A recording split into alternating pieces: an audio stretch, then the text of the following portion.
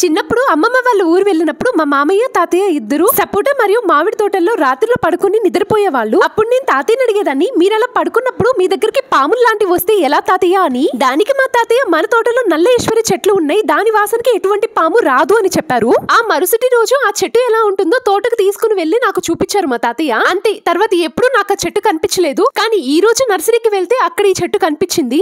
దీని ఆకు పైన పాము పడగ ఆకారం ఉంటుంది. నేనైతే ఒక ఆకును తుంచుకొని వాసన చూసాను, కానీ నాకైతే ఎటువంటి ఘాటైన వాసన వచ్చినట్టు అనిపించలేదు. ఈ చెట్టు నిజంగానే పాములు రాకుండా ఆపుతుందా?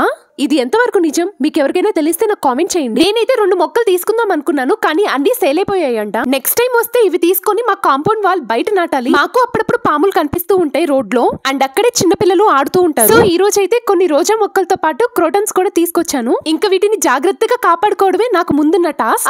ఇంకొక మాట, ఈ నల్ల ఈశ్వరి మొక్క ఆకుల్ని పాము విషయానికి విరుగుడుగా వాడతారంట. వీటి ఏరును కూడా చాలా మంది తింటారంట. ఇది నిజమేనా? మీకు ఎవరికైనా తెలిస్తే తప్పకుండా నాకు చెప్పండి ప్లీజ్. మీరు మాత్రం సబ్స్క్రైబ్ చేసుకోవడం మర్చిపోకండి. సరే, మళ్ళీ కలుద్దాం. బాయ్.